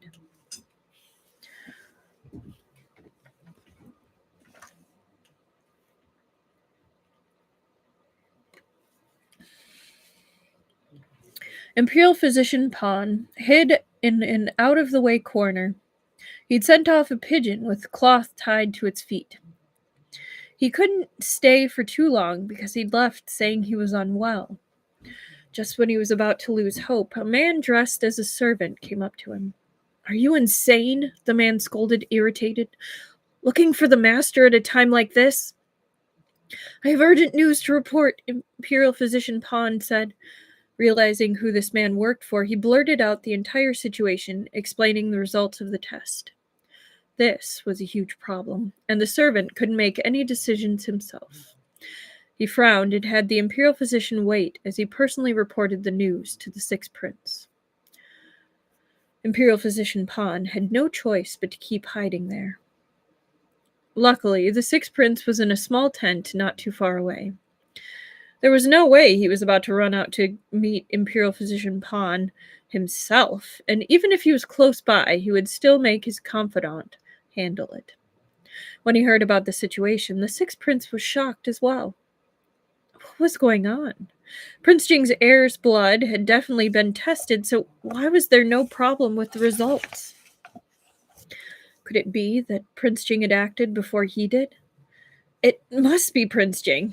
That was the only explanation. Prince Jing. Prince Jing again! The Sixth Prince unconsciously clenched his fists. He was so close. If Prince Jing made it out of this unscathed, the Emperor's trust in him would be absolute, and it would be impossible to make the legitimacy of his children an issue again. Once the heir was recognized by the Imperial physicians, Prince Jing's status would only become more secure. To make the Emperor suspicious of the young heir and rope it in all the other princes as well, he had used concubine Lu as the first step. If he kept hesitating, all the effort he'd put in would only end up in Prince Jing's favor.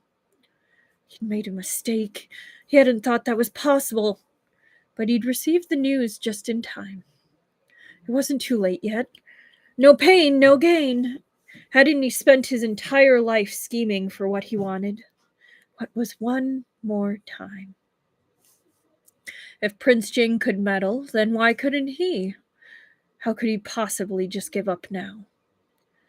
Since he didn't know which bottle contained whose blood, he'd just make sure no one passed the test. That'd still work, right?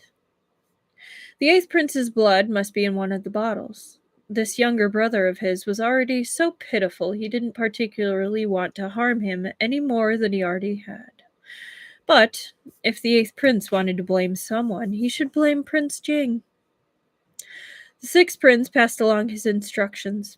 His expression hardened as he said, "Have Imperial Physician Pan deal with it as soon as possible." Once he received the answer, Imperial Physician Pan headed back inside, distressed. By the time he'd returned to where the other Imperial physicians were, Imperial Physician Pan had come up with an idea. The secret to verifying the royal bloodline all came down to the fact that the founding emperor of the dynasty had once taken a medicine called Qilin Gold. This medicine wasn't special at first glance, but once a person ingested it, their blood would emit a faint golden light when it came into contact with an herb called dragon vine. The founding emperor had used this to signify that he bore the mandate of heaven and subsequently passed on the Qilin Gold effect to his descendants. Although it apparently grew dimmer with each passing generation, the blood of a true royal would still emit a faint golden light after coming in contact with dragonvine. Thus, the secret method to verifying the bloodline was dragonvine.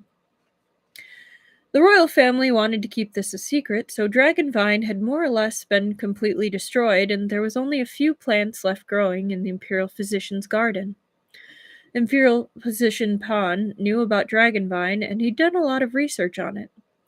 He had a small bottle of medicine in his medicine box with the ability to disrupt the effect of the dragonvine. He had prepared it just in case, but because he didn't know which bottle held the little shizzy's blood, he hadn't been able to interfere sooner. With the sixth prince's order to change everyone's result, he now had a plan in mind. Imperial Physician Pan dipped a silver needle into the medicine. With a casual flick, he changed the yes to a no. As this matter involved royal secrets, there was only a couple of Imperial physicians in the tent, and guards were posted outside. While everyone else was busy, he poured his own medicine into all the bottles of blood. With his task completed, Imperial Physician Pan pretended that he'd just finished his tests and started to compare results with the other Imperial physicians. Naturally, he had different results. Imperial Physician Pan said, "Since we're doing this for the Emperor, how can we give him inconsistent results? Why don't we all test it again?" The other Imperial physicians were disgruntled, but what he said was reasonable, so they agreed to do it again. As he watched the others test the blood with his added medicine, Imperial Physician Pan wiped the sweat off his forehead. He'd finally succeeded. Little did he know that a person behind the tent, responsible for keeping an eye on him, had seen everything he did and recorded it in a book. This time, the Imperial physicians produced completely opposite results. The people the Emperor asked them to test were not of royal blood. The result was extremely shocking. The Imperial physicians verified it a few more times and even checked the dragon mine that was used, but there was no obvious problems. Imperial Physician Pan sighed thematically.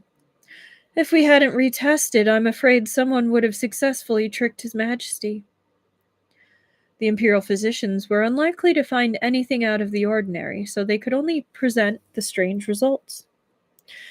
When the princes, clan elders, and Prince Li were waiting in the dragon tent,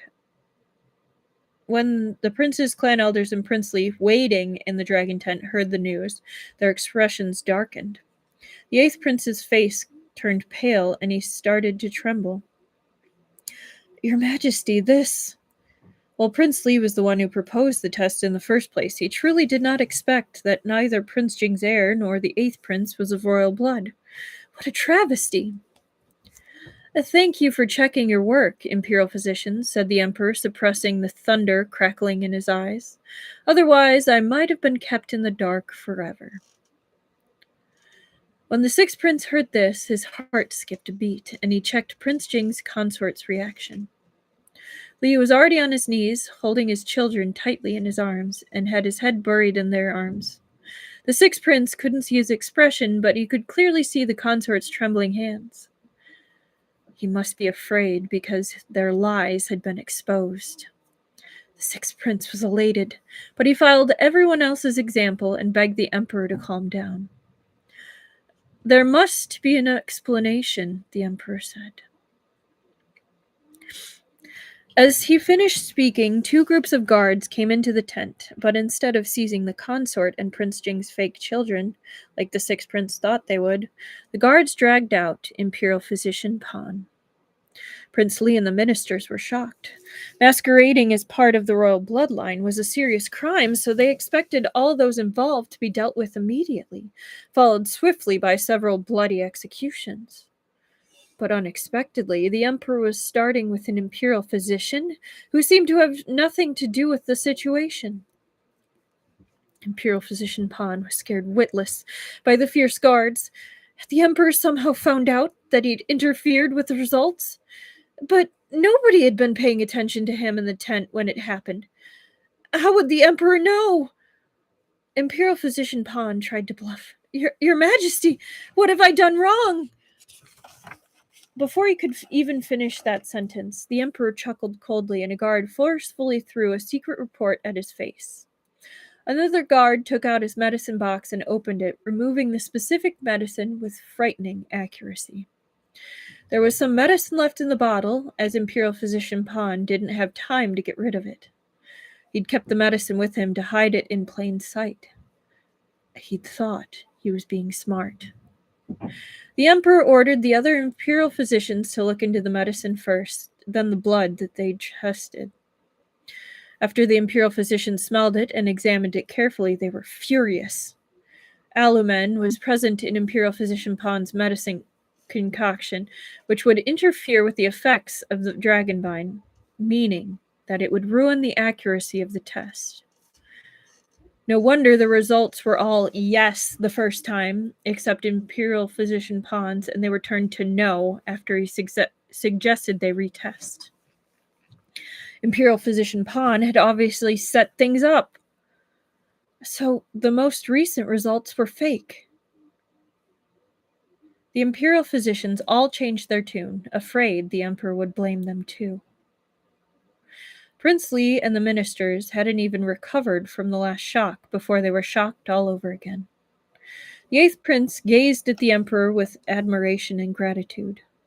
If not for the emperor, he would have been the victim of a terrible injustice. The 6th prince's expression had shifted when the emperor ordered the guards to grab Imperial Physician Pan, but before he could grasp what was going on, the situation changed again. The imperial guards picked out an unassuming servant from the crowd. It was the servant he'd sent to make emergency contact with Imperial Physician Pan. Cold sweat from the 6th prince's forehead flowed into his eyes, and his vision turned blurry. "Whose servant is this?" the emperor asked lightly. The 6th prince didn't dare move or speak. He could feel the emperor's gaze on him. No matter what he said, if he spoke up, the emperor would arrest him. Since he couldn't think of a way to get out of this, he was just going to stop. The only thought in his mind was to find a way to protect himself. This particular servant was a distant relative of his mother's. The man's entire family was in his grasp, so he definitely wouldn't betray him. If anything happened, the servant was to take all the blame. His only fear was that Imperial Physician Pan would point him out after he was caught. But as long as the only accusation came from Imperial Physician Pan, the emperor couldn't do anything to him. The 6th prince often used letters against others, and so he and Imperial Physician Pan had never used letters to communicate, only spoken word. The same applied to him and that confidant as well. Just like the bribery case, as long as he refused to admit it, he couldn't be held accountable. No matter how angry the emperor was, he couldn't punish a prince on the basis of a single person's testimony. At most, they might find out that the confidant was his servant, but so what? He knew nothing of this. He had simply been deceived by those under him again. Really? Then you're just showing you're incompetent and don't know who's under your control, which means you're not good at leading, and you would not be a good choice for emperor if you can't even control your own servants. So, sucks to suck, 6th prince.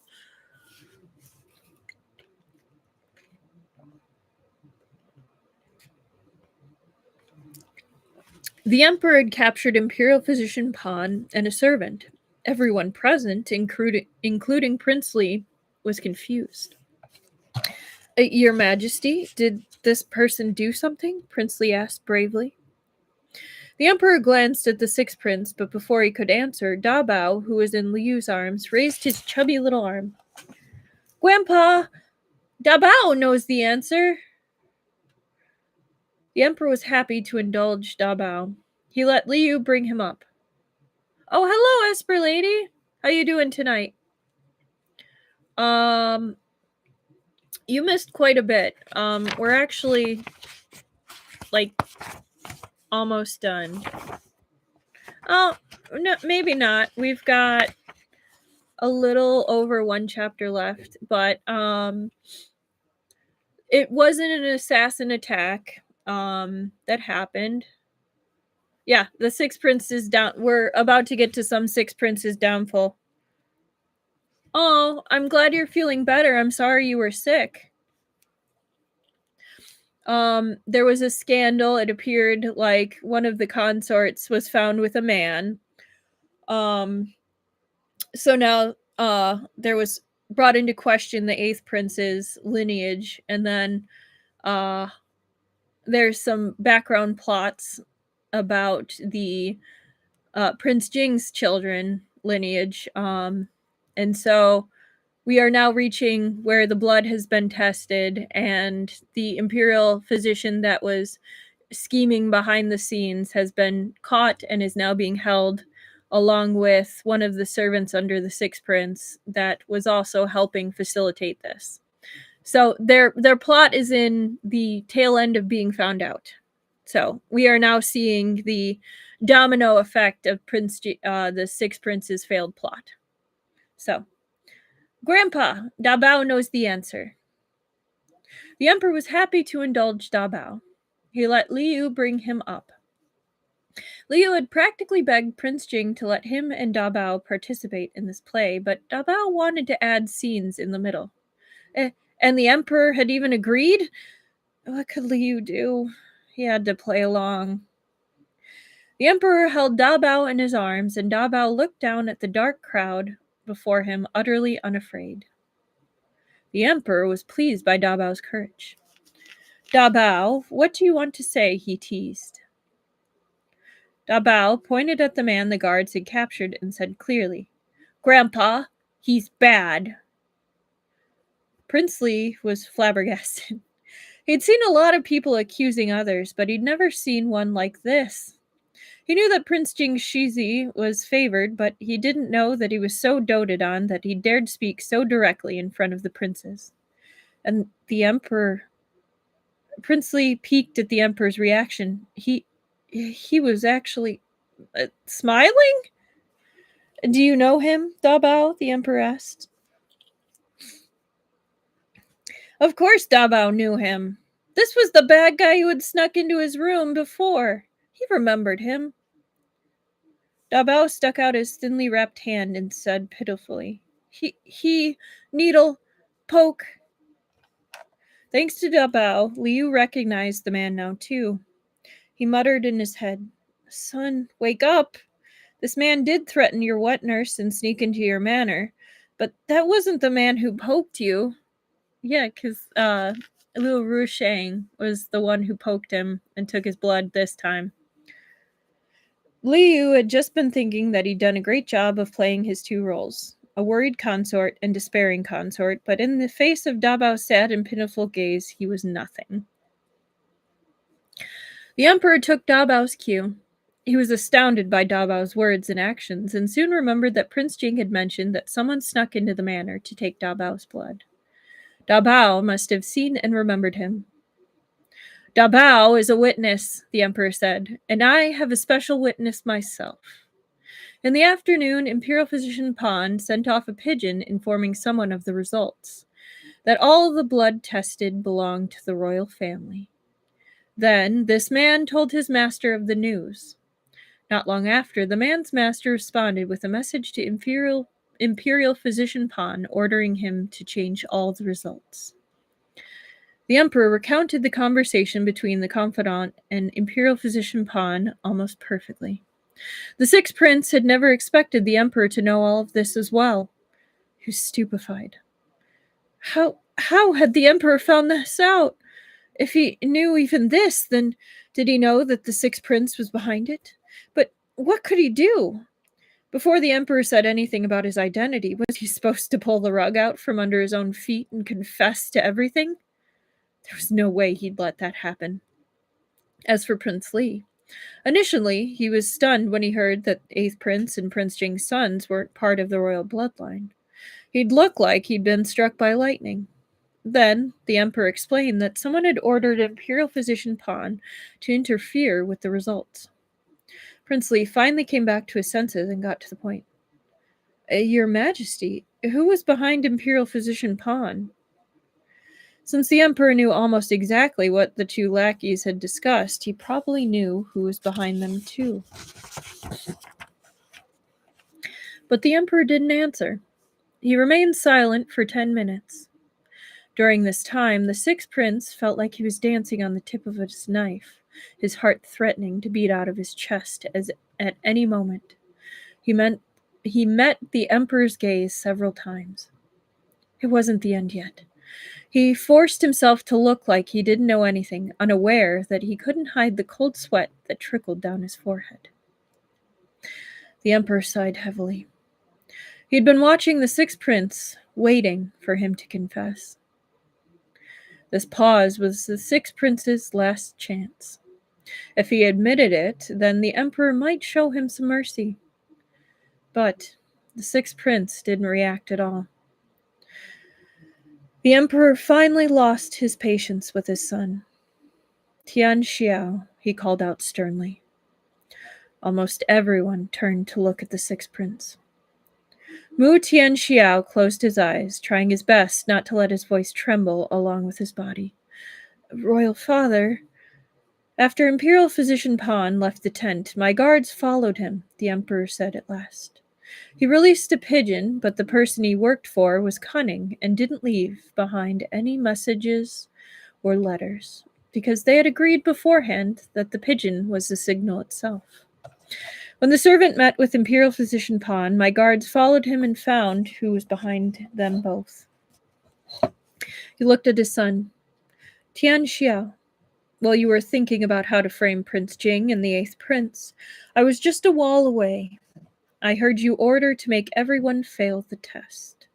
The scheme was your idea, and I am the special witness. I didn't disclose it right away because I wanted to see just how far you would go. Mu Tianxiao felt the whole world darkening around him. Only the dragon-robed emperor remained. How did this happen? He desperately moved his lips, but he couldn't hear if he was even saying anything. You done fucked up, son.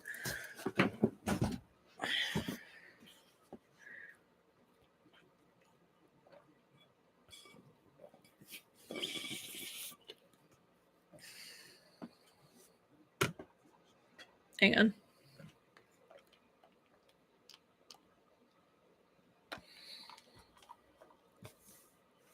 Chapter 119, Fish's Mercy.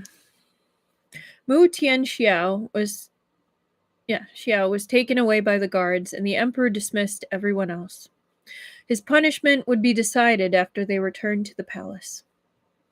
The interrogation of Concubine Lu's old acquaintance was also finished. The emperor found out that he'd been drunk and confused. In a daze, he'd run onto the hunting grounds and into Concubine Lu's tent. When he sobered up, he realized he'd made a huge mistake, but he didn't remember what had happened when he was drunk. It sounded like a simple case of drunken havoc, but the hunting grounds were heavily guarded. It should have been all but impossible for a civilian to enter. And how could such an inebriated man have found Concubine Lu's tent when he wasn't familiar with the hunting grounds? Someone must have snuck the men in and led him to Concubine Lu. Only someone of high status could do that. The emperor had already captured the 6th prince, and he was set on investigating him. After some hard work, they found out that the 6th prince's sedan chair had been in and out of the hunting grounds twice before the festival. That's suspicious. As the 6th prince was at the front of the sedan and his consort was pregnant, the guards hadn't been able to take a clear look at the inside of the sedan. When the emperor had people verify the consort's alibi, he found out that Lady Liang hadn't left the hunting grounds since her arrival. That meant that one of those sedan trips must have been to bring in the drunken man. The 6th prince had even used his pregnant wife as a shield. When he recalled Mu Tianxiao's disregard for the consort's health, when he had tried to use his unborn child as a way to win favor, the emperor wasn't surprised.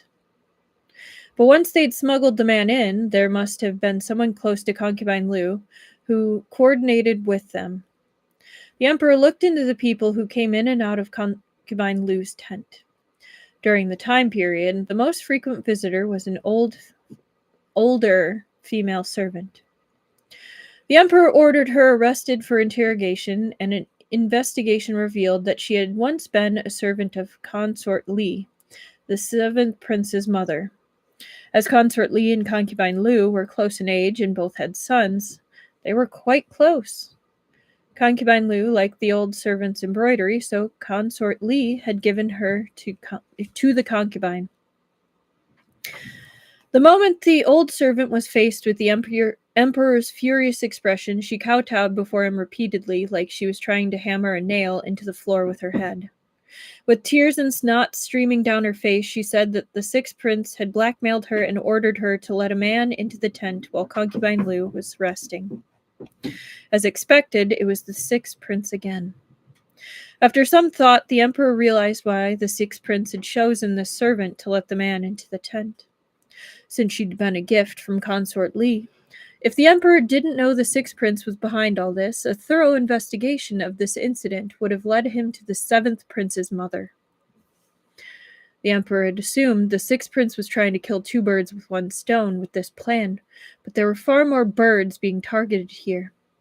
He tried to bring down all the other princes with this plot. I mean, that's ambitious, you have to admit it. Yeah, wow, he's just going after everyone. Right? Isn't he, Truffle? I'm so sorry. My heating pad is making my back itchy, and I don't know why. I'm gonna turn it off. I think it's too hot and it's irritating my back.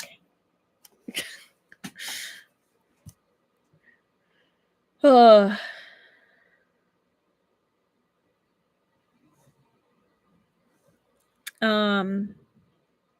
No wonder the sixth prince had taken the enormous risk of continuing with his plan, even after he had learned that everyone tested was of royal blood. It was the final barrier in his way to the throne. A huge temptation.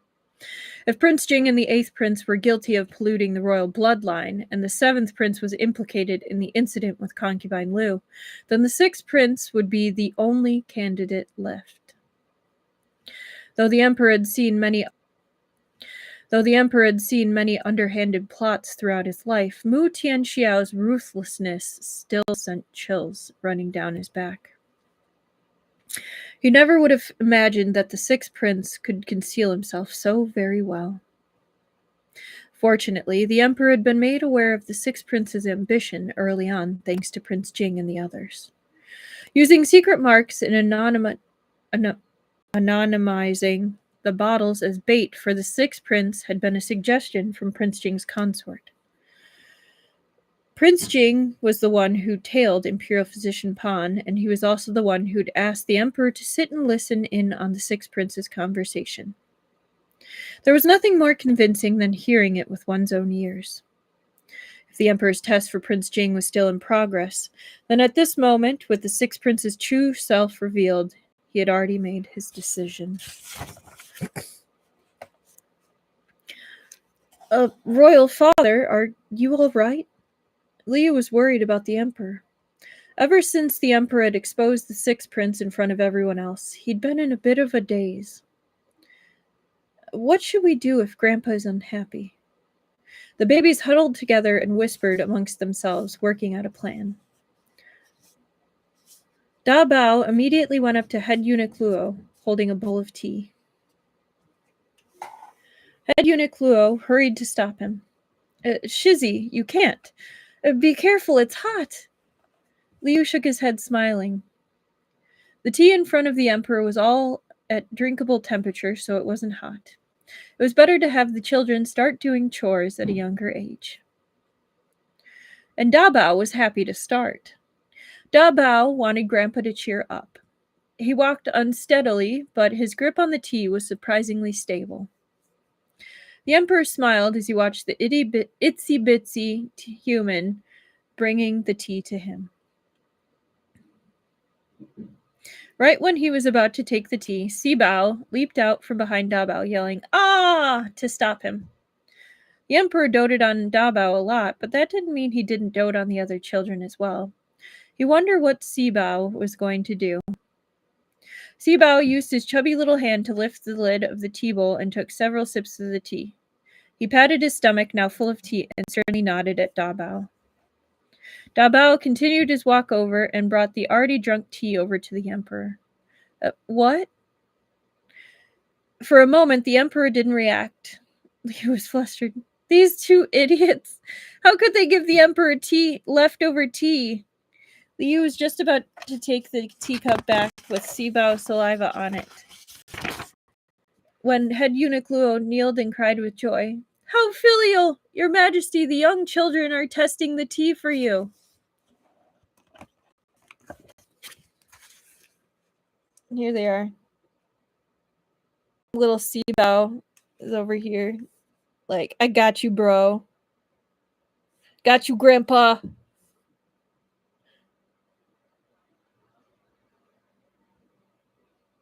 He looks so proud. Look at his proud little face.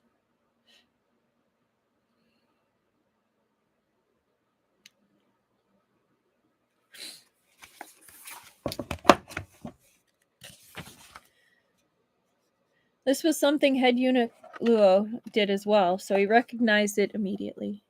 He wouldn't drink from the cup itself, but the effect was the same. No way!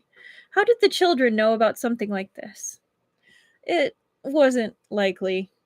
Being the emperor was the most complicated job in the world, and Liu hadn't explained the significance of the role to the babies yet.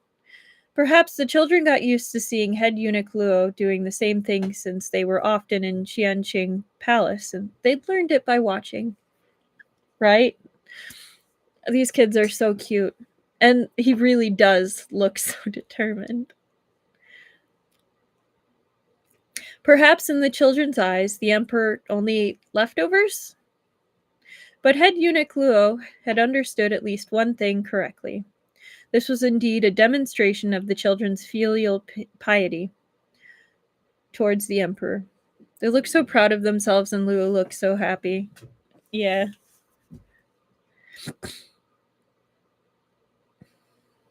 The emperor smiled and accepted the teacup. He took a sip, unbothered by the baby saliva. His sons had always disappointed him, but it seemed there was always new hope in the world. Man, we need some of that right now. After all this chaos, the emperor was no longer in the mood to hunt. He quickly announced that the hunting festival was over. He would return to the palace. I honestly kind of forgot we were still at a hunting festival since it turned into such a court drama. Like, I kind of forgot for a second, like, oh yeah, they're intense hunting right now. Prince Jing led Liu slowly towards the tent. When they had first arrived at the hunting grounds, they were both incredibly tense, knowing that the sixth prince was going to make a move. Now that the sixth prince had fallen, even though the emperor hadn't said anything, they knew that this day had determined the future. Liu had been aware of Prince Jing's protagonist halo for a while now. He thought about the hardships Prince Jing went through in the original novel to ascend to the throne. This time around, it had been a lot easier. But so what? Prince Jing had suffered so much in the original story. He deserved a chance to relax. Prince Jing was in charge of tracking the sixth prince today, but he still made sure to keep an eye on Liu and the children. Though the sixth prince was always nearby, Liu wasn't afraid. He knew that Prince Jing was close too, silently protecting him. Tianxi, are you tired? Liu asked quietly. Prince Jing shook his head and turned around to hold Liu's hand. They had some extra time, so they weren't in a hurry to return. Instead, they watched the hazy moonlight for a while. Everything would be different when they got back. I'll always be good to you. Prince Jing's lips moved in a silent promise. Liu batted his eyelashes to tell him, I know. He was about to say something else when a shadow suddenly rushed over and jumped out right in front of him. Liu was startled. Prince Jing moved in front of him, about to draw his sword, when Liu saw who it was. Tianxi, wait! He said quickly. The newcomer knelt down in a strange, twisted posture. Your Highness, Prince Jing! Consort, please, help me! The sixth prince's consort, Liang Su-yun, knelt before them, her hair disheveled. Lady Liang! Behind her, a group of servants kept calling out to her, but she ignored them and stared at Liu and Prince Jing with tears in her eyes. Liu was shocked. What was going on? It was clearly inappropriate for Lady Liang to be kneeling before him and Prince Jing. Liu felt even more uncomfortable when he saw her slightly protruding abdomen. Don't be like this, he said, flustered. Quickly, get up. He and Lady Liang were technically in-laws, but Prince Jing and the sixth prince were enemies now. At most, Liu and Lady Liang had just greeted each other in passing, and since he was a man and she was a woman, he wasn't close to her at all. It couldn't remotely compare to the friendship between him and the Princess of Jinju. Please help me. I can only ask the two of you. She remained on the ground. The servant next to her wanted to help her get up, but she refused and continued to kneel, wiping her tears. Liu exchanged a glance with Prince Jing. What is it? He asked. The emperor had ordered the imperial guards to arrest the sixth prince, and Lady Liang must have heard the news. Liu and Prince Jing were absolutely the ones responsible for the sixth prince's fate, so it was a bit awkward that Lady Liang was asking them for help. And Liu wasn't sure if this was another plot or not. I'm sorry. I know I'm being reckless. I want to see Tian Xiao. Please, help me, she begged. The emperor had exposed Mu Tianxiao's true personality in front of everyone, so the words "sixth prince" were like poison now. Nobody wanted to touch them. Anyone who had any sort of connection to the sixth prince in the past wanted to wash themselves of him now. When Lady Liang found out that the emperor had arrested the sixth prince, she fainted several times. When she woke up, she wanted to see the sixth prince no matter what. He was her husband, after all. Though he didn't treat her very well anymore, she couldn't just abandon him.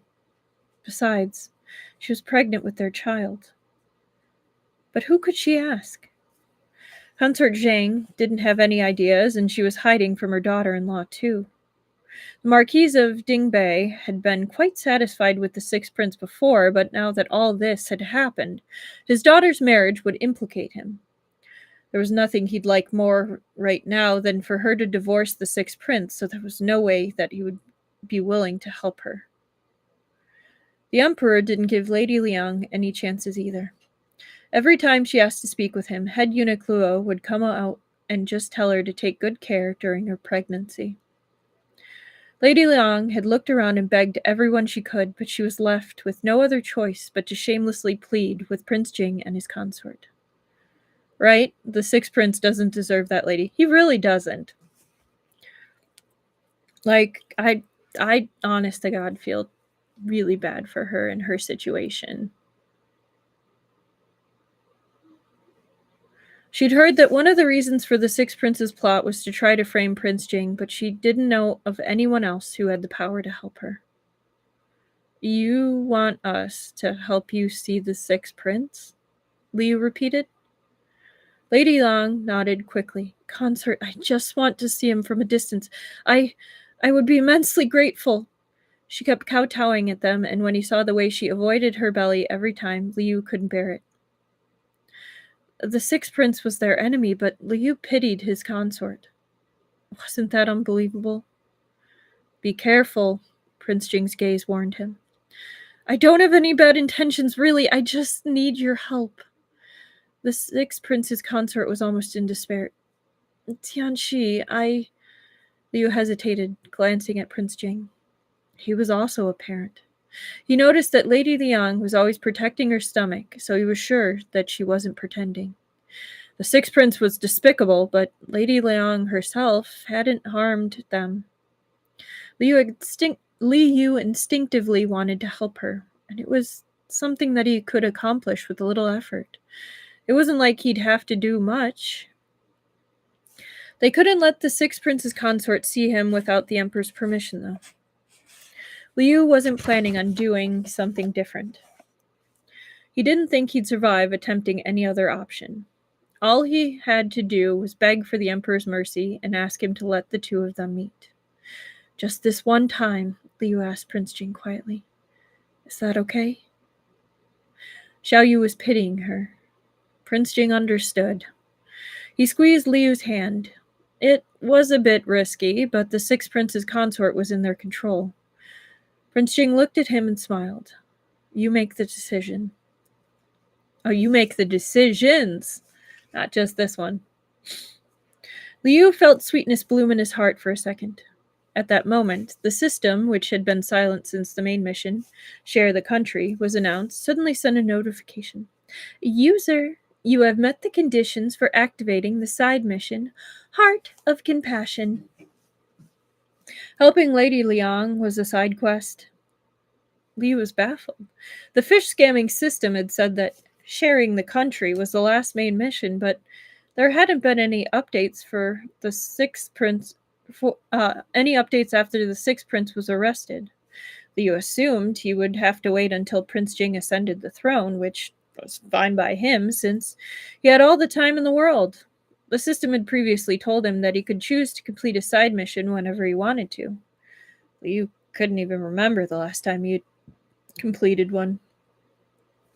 The reward for a heart of compassion is an ancient medicine prescription. Would you like to begin the mission? Ancient medicine prescription? Liu was a little surprised. What kind of reward was that, and what was it for?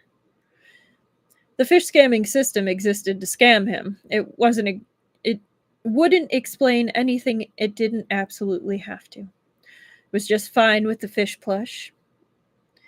It was just like with the fish plush. Oh my goodness, I am struggling with this paragraph. I apologize.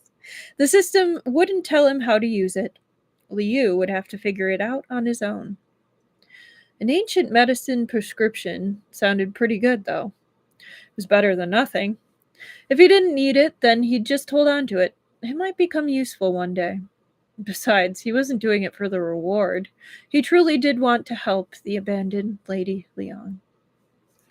And that is actually where we're ending for this week. Well, for today.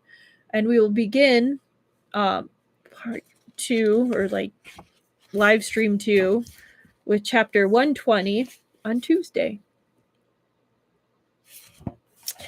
I enjoyed that. That was a pretty good start to book 4.